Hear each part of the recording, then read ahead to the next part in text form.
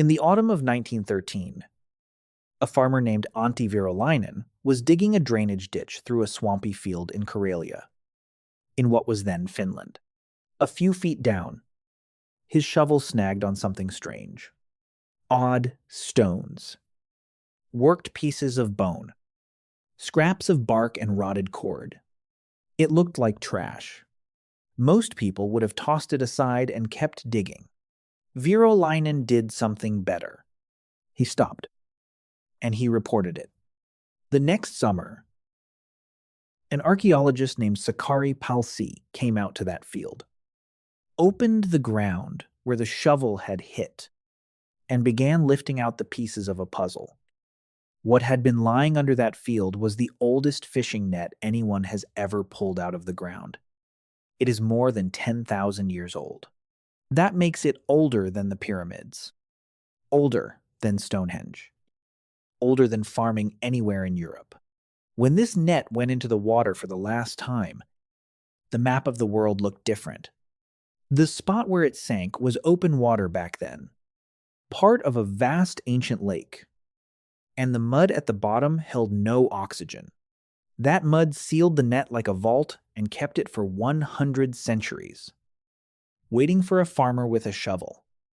But here is the part that makes this story worth your next 20 minutes. A fishing net is a machine. Every mesh, every knot, every stone tied along its bottom edge is the answer to a problem somebody solved with no metal, no scissors, no rulers, and no writing. So today we are going to do the opposite of what that shovel did. We are going to take this net apart, one layer at a time, all the way back to where it started. A tree, before anyone takes it apart. The net deserves a good long look, because the closer you look, the stranger it gets. Archaeologists call it the Antria net. After the parish where Virolainen was digging, testing on the material itself puts it at roughly 9,100 radiocarbon years old, which lands the sinking somewhere around 8,400 to 8,300 years before Christ. And when researchers reconstructed its original shape from the surviving pieces, the numbers surprised them. This was no small hand tool. The net once stretched somewhere between 90 and 100 feet long, about the length of a basketball court, and stood roughly 4.5 to 5 feet tall, about as high as a 10-year-old kid. Now picture that hanging in the water, a wall of cord the length of a basketball court, standing upright in a lake, 10,000 years ago. Look closer, and the wall turns out to be 3 separate systems working together. The first is the netting itself. Hundreds of openings, each one formed by hand, each one closed with a knot. The second is a flotation system. Palsy recovered 18 floats carved from pine bark, made to ride along the top edge and hold it at the surface. The third is a ballast system. He also recovered 31 stone weights, plain fist-sized stones, lashed along the bottom edge with cord and strips of birch bark to drag it down. Top edge pulled up, bottom edge pulled down. The net stretched flat and vertical between those two forces, like a curtain hung in dark water. Nobody builds a curtain like that by accident. Somebody designed it. And there is one detail in the design that gives the whole game away. The openings in the netting measure about 2.5 inches across. That number matters more than any other number in this story. Make the mesh smaller, and you burn far more cord and far more labor for no extra fish. Make it bigger, and your catch swims straight through the wall and out the other side. 2.5 inches is a choice. It fits a specific size of fish. The salmon and bream that filled the cold lakes of the north after the ice sheets pulled back. Whoever made this net knew what they were hunting before they tied the first knot. They sized the trap to the animal. So, the object on the table is a machine with specifications.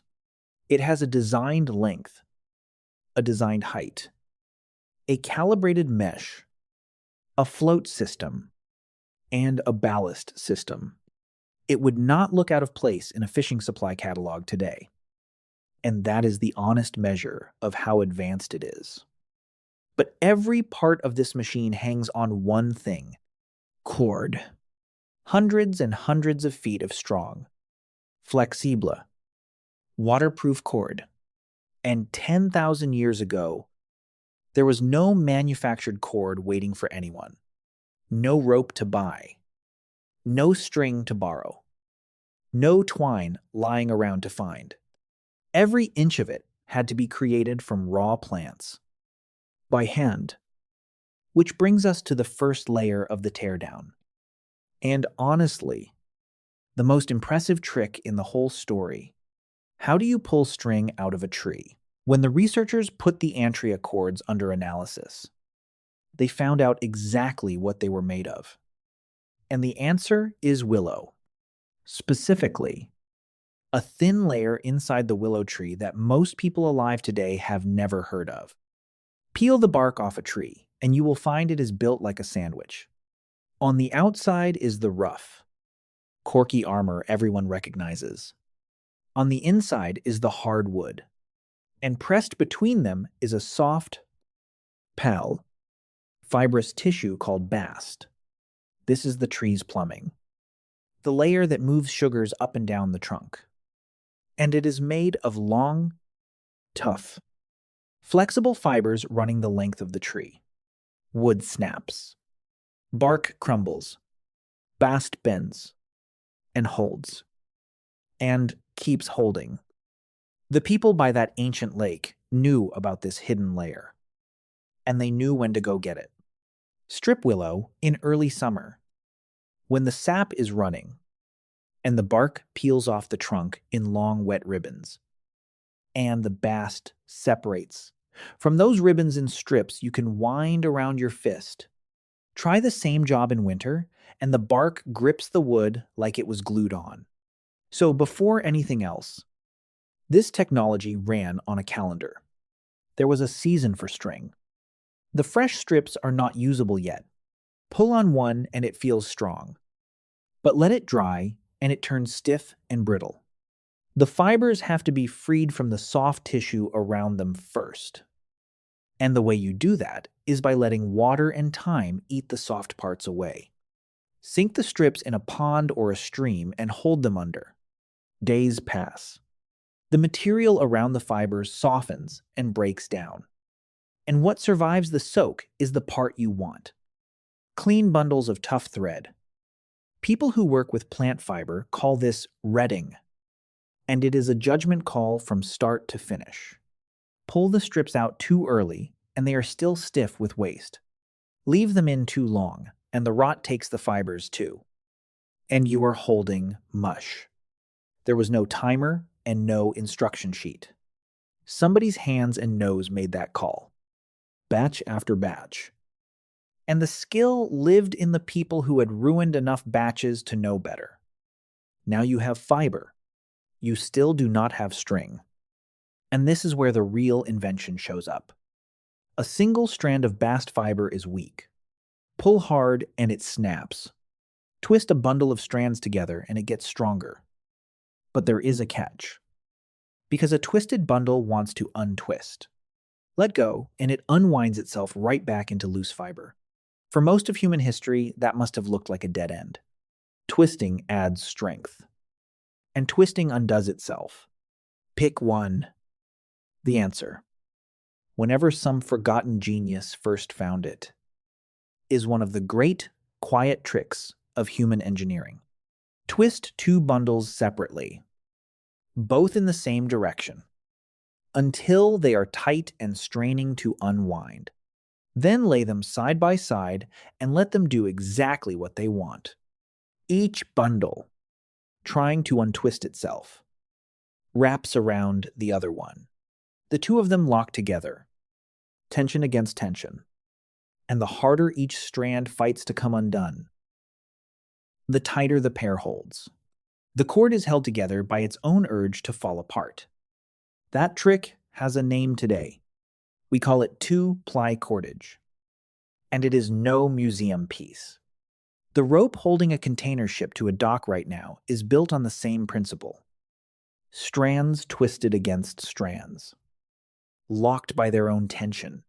The men and women beside that northern lake had it mastered 10,000 years ago. Rolling fiber against fiber, most likely on the flat of the thigh, palm pressing and rolling in one motion, feeding in fresh bundles as the cord grew, so that a hand's worth of thread became an arm's length, and an arm's length became a coil. Then do the math on the whole net, and the scale of the thing lands on you.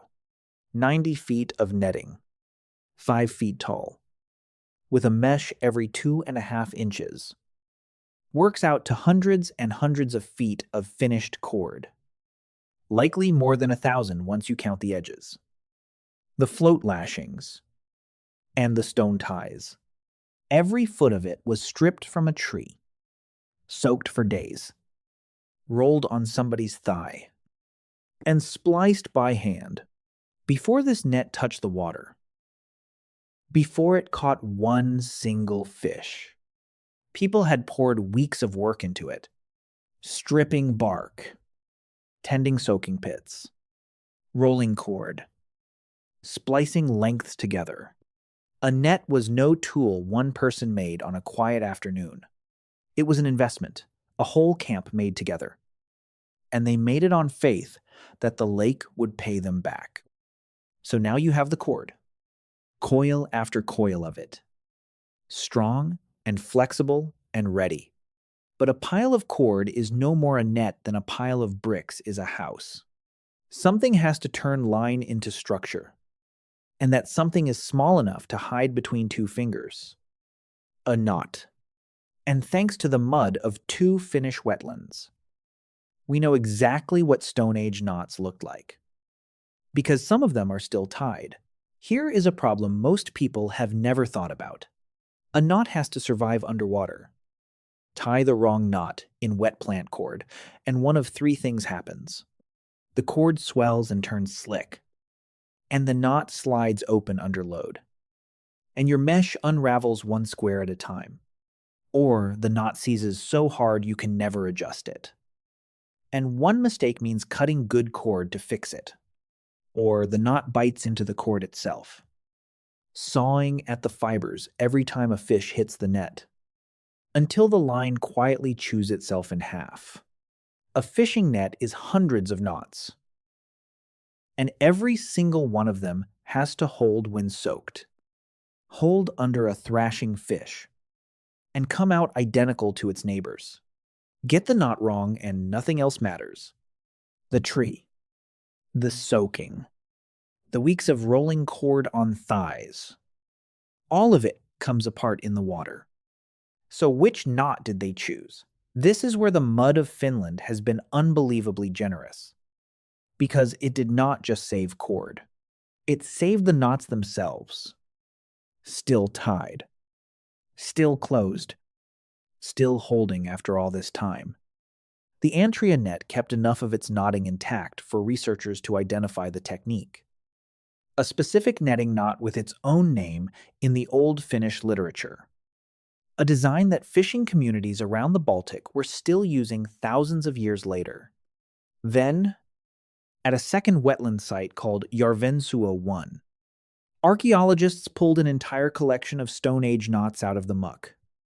And one of them was dated directly to roughly 4,900 years before Christ. Close to 7,000 years ago.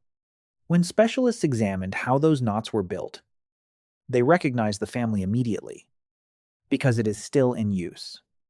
These knots belong to the same family as the sheet bend, the knot that fishermen and net makers reach for today. Sit with that for a second. Open a modern seamanship manual, the kind they hand out in sailing schools, and the sheet bend is in there, recommended for joining lines and building mesh. A knot preserved in a Stone Age bog and a knot in a 21st century handbook, and they are the same solution. 7,000 years. And nobody found a better answer. That is what a perfect piece of engineering looks like. It stops changing. The knot solves the mesh, but it raises one more puzzle.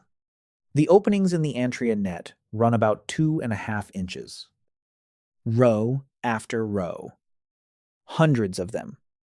Remarkably even. These people had no rulers and no measuring tape. How do you repeat a dimension you cannot measure? The honest answer is that the ground has never coughed up a Stone Age measuring tool for nets. So, archaeologists reason from what net makers did in every traditional culture that survived long enough to be observed. You use a spacer, a flat stick, or a smooth piece of bone. Cut once to the size you want, and you form every loop around it. The stick remembers the number, so you do not have to. Modern hands have rebuilt nets this way, using Stone Age materials. And it works. And it is hard to imagine the job done any other way. The gauge stick is a best reconstruction, not a recovered artifact. But the evenness of those mesh rows is real. And evenness like that does not happen freehand. And with that, every piece is on the table. Cord from a tree. A knot that locks when wet. A stick that keeps every opening the same size. Tie until your pile of cord becomes a wall of squares 90 feet long. Lash pine bark floats along the top edge. Bind fist-sized stones along the bottom with cord and strips of birch bark. Now feed it into the lake. And watch the two forces take hold.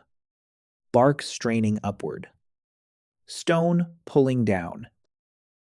And the slack wall of string snaps into a standing curtain in the dark water. Think about what that curtain means to a fish. Fish are ancient animals with ancient instincts. They know current. They know shadow. They know the flash of a diving bird and the shape of a pike. Nothing in millions of years prepared them for a soft, nearly invisible wall that smells like plants. A net built like this works as a gill net, and the mechanism is simple and merciless. A fish meets the mesh, pushes through as far as its body allows, and the moment it feels the cord and tries to back out, its gill covers flare and catch. The harder it fights, the more tangled it gets. The net does not chase anything. It just waits. Everywhere at once. All night long. One spear feeds a hunter. This thing could feed a village, which is exactly why the biggest question about it has nothing to do with how it worked. It is how long people had it before Antria. And the trail that answers that question starts 2,000 miles south, under a lake in the Middle East, on the shore of the Sea of Galilee, in what is now Israel. Archaeologists spent years excavating a drowned campsite called Ohalo 2. A drop in the water level exposed it. And what came out of the ground was astonishingly well preserved.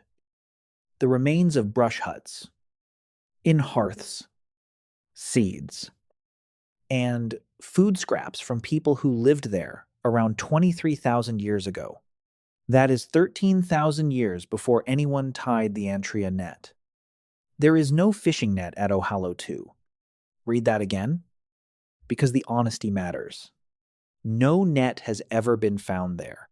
What the excavators found instead is a set of clues that fit a very particular shape. Clue 1.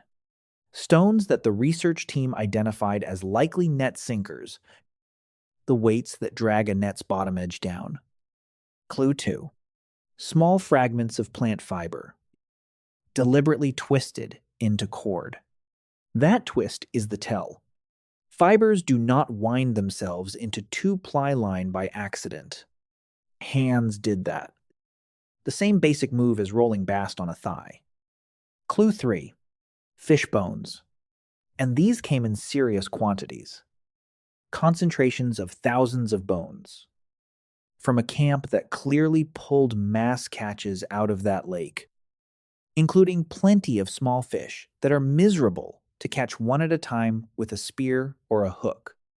Each clue on its own proves very little. A stone is a stone. A scrap of cord could be part of a bag or a basket. Fish can be caught many ways. But set all three side by side at one lakeside camp, and they trace the outline of something familiar. Weights, plus cordage, plus mass catches of small fish. Every part of a net that stone and bone can preserve is present. The only missing piece is the one part guaranteed to rot. Farther north. At Ice Age sites in the Czech Republic called Dolní Věstonice and Pavlov, researchers found something even stranger. Impressions pressed into small pieces of clay, showing woven and knotted fiber structures made more than 26,000 years ago. Nobody can say those were fishing nets, and the careful researchers do not claim it. They could be the marks of bags, baskets, mats, or snares. What the impressions prove beyond argument is that the skill was there. Deep in the Ice Age, somebody was turning plants into string and string into structured, repeating mesh. So why is there a 13,000-year gap between the hints at Ohalo 2 and the actual net at Antria? The answer is brutally simple. Plant cord is food. The same bacteria and fungi that eat a fallen branch eat a fishing net. And in normal soil, they finish the job in a few years. For a net to survive, it has to fall into a place with no oxygen, deep cold mud, a sealed bog, and then stay undisturbed for 10,000 years. And then get found by someone who recognizes rotted cord instead of tossing it aside. Antria is not the oldest net people ever made. Antria is the oldest net that won the lottery, which leaves the record looking like this. And it is worth stating plainly. Preserved nets prove the technology is more than 10,000 years old. The clues from Ohalo 2 suggest people may have been netting fish more than 20,000 years ago. And the first net of all? The actual first time a human being hung a wall of string in the water and pulled out a catch. That moment is gone. No one knows who did it, or where, or when. And the ground will almost certainly never tell us. What the ground kept instead is one lucky survivor, sealed under a Finnish field, waiting for a farmer who was paying attention. Go back to that field in Karelia one last time. Autumn of 1913. A farmer standing in a half-dug ditch, looking at a tangle of stone and bone and rotted cord that 100 centuries of mud had kept safe. He could have shoveled it aside. Instead, he stopped. And because he stopped, a complete lesson in engineering came out of the ground, taught by people who never wrote a word. Now, pick up a modern fishing net, the kind stacked on any commercial boat in Alaska or Maine. Nylon has replaced willow bast. Plastic floats have replaced pine bark. Lead weights have replaced lashed stones. Every material is different, and every job is the same. The top edge still pulls up. The bottom edge still drags down. The mesh is still sized to the fish, and on many nets. The knot locking those meshes together belongs to the same family that came out of a Finnish bog, tied 7,000 years ago. 10,000 years of new materials, and nobody has improved the idea itself. A wall of string, standing in dark water, waiting. The materials changed. The blueprint never did.